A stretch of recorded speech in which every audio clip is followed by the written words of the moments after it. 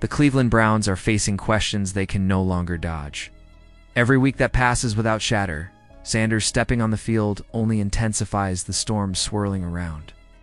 Kevin Stefanski and the entire organization, fans, analysts, and even legends of the game are calling out the Browns for their handling of Sanders, and backlash is only growing louder for months. The team is hidden behind the same excuse: he's not ready.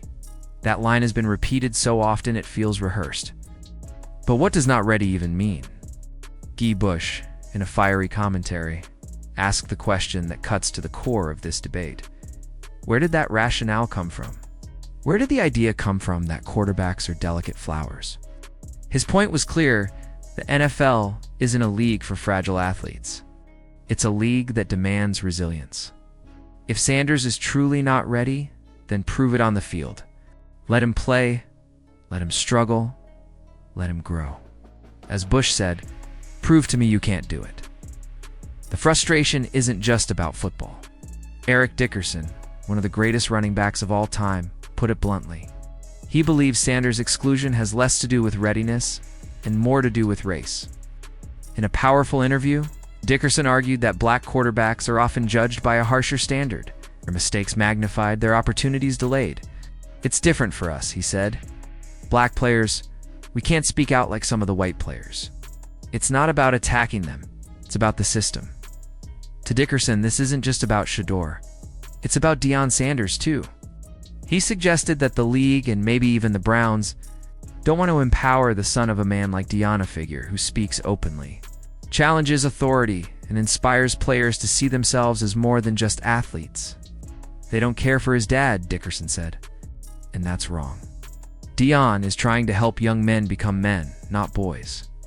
His words cut deep, framing the Browns' decision not just as questionable coaching, but as part of a broader cultural battle playing out in plain sight. Even respected analysts like Don Orlovsky have weighed in, hammering Stefanski for refusing to give Sanders a real chance. Orlovsky pointed out that Sanders has already shown composure and skill in preseason action poise, under pressure that should have at least earned him a start when Joe Flacco struggled. If Stefanski truly believes he's not ready, Orlovsky said, then he owes everyone an explanation backed by evidence. But that evidence doesn't exist. What does exist is a rookie quarterback who has done everything right, only to remain sidelined. Meanwhile, the Browns' season has been a roller coaster. Week after week, their defense has bailed out a sputtering offense. Against the Packers, the defense played lights out, forcing turnovers and keeping the team alive while Flacco once again fell short. The Browns escaped with a narrow victory, but the questions didn't go away, they grew louder. How much longer can Stefanski lean on an elite defense while ignoring the potential waiting on his bench? Bill Musgrove, the Browns' quarterback coach, tried to calm the storm. He assured fans that Sanders is getting all the right reps, that the coaching staff is investing in his growth, that he will get his shot. Musgrove described a meticulous, minute-by-minute program designed to shape Sanders and fellow rookie Dillon Gabriel into pros. But to fans, it sounded like more excuses. Because programs and plans are fine, but eventually, the game must be played on the field. And now, a new wrinkle threatens to change everything. Rumors are swirling that other teams are circling, ready to pounce if the Browns decide to move Sanders. The Miami Dolphins, among others, have reportedly shown interest, willing to offer a fresh start and perhaps the opportunity Cleveland has denied him. If Sanders is traded, it would be a damning statement about the Browns' faith, or lack thereof, in their young quarterback. For fans, this has become a breaking point. Many are convinced that Cleveland is holding Sanders back not because he isn't ready, but because they're afraid of what his success might mean. Afraid that he could outshine the veterans. Afraid that he could prove the system wrong. And for some critics, it's even darker than that. They argue that the Browns, consciously or not, are repeating a pattern the NFL has struggled with, for decades failing to give black quarterbacks the same leash, the same opportunities, same benefit of the doubt. Eric Dickerson's words echo over the entire debate. In 30 years, Mel Kiper hasn't seen anything like this. That's how unusual, how glaring, how wrong this situation feels.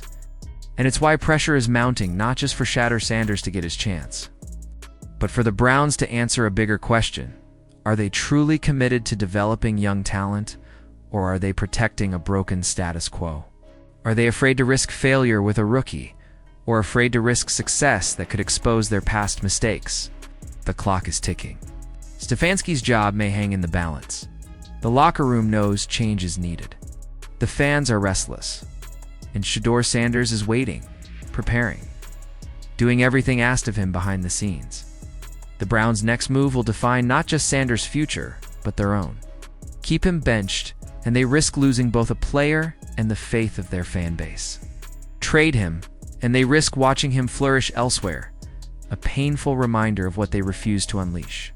Start him, and they may finally discover whether the future they've been hiding on the sidelines is ready to lead right now. So we ask you, what's really going on in Cleveland? Is this about patience or fear? Is this about protecting veterans or suppressing potential? And is Eric Dickerson right? Are deeper forces at play here? Forces that go beyond football? Because one thing is clear, Shadur Sanders isn't the one on trial here.